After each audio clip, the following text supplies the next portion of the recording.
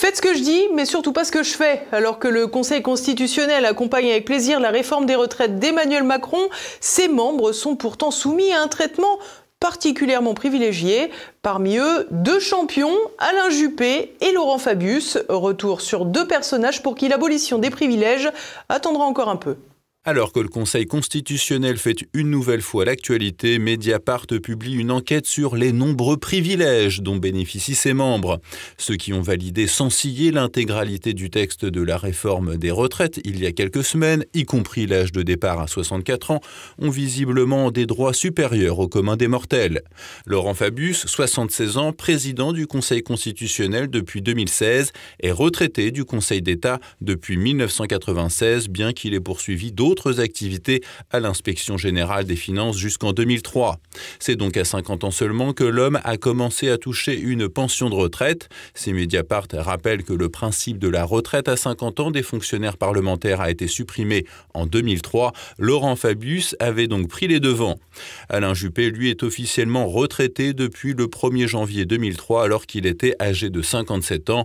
Libération indiquait à l'époque que sa seule retraite de fonctionnaire était de 3 654 € par mois. Notons que les deux hommes ont multiplié les mandats et fonctions politiques au cours de leur carrière. Ministres, députés, députés européens, maires, présidents d'agglomération, conseillers régionaux et départementaux et également adjoints au maire de Paris durant 2 mandats pour Alain Juppé. Une activité très riche pendant laquelle Laurent Fabius et Alain Juppé ont cotisé, contribuant certainement à faire grimper le montant de leur retraite. Des points sur lesquels les intéressés ont refusé de donner des détails à Mediapart. Si un tel refus paraîtrait logique pour d'ex-salariés du secteur privé, on s'interroge sur une telle opacité de la part d'anciens élus du peuple. Laurent Fabius et Alain Juppé ont par ailleurs bénéficié durant l'essentiel de leur carrière d'une défiscalisation. Plus drôle encore, quand la pratique a cessé, les sages ont toutefois obtenu une indemnité complémentaire. Ainsi, en plus de toucher 6 415 € de traitement par mois, plus 192 € d'indemnité de résidence, ils bénéficient d'une indemnité complémentaire de 8 392 € mensuels, touchant donc au total 15 000 € bruts.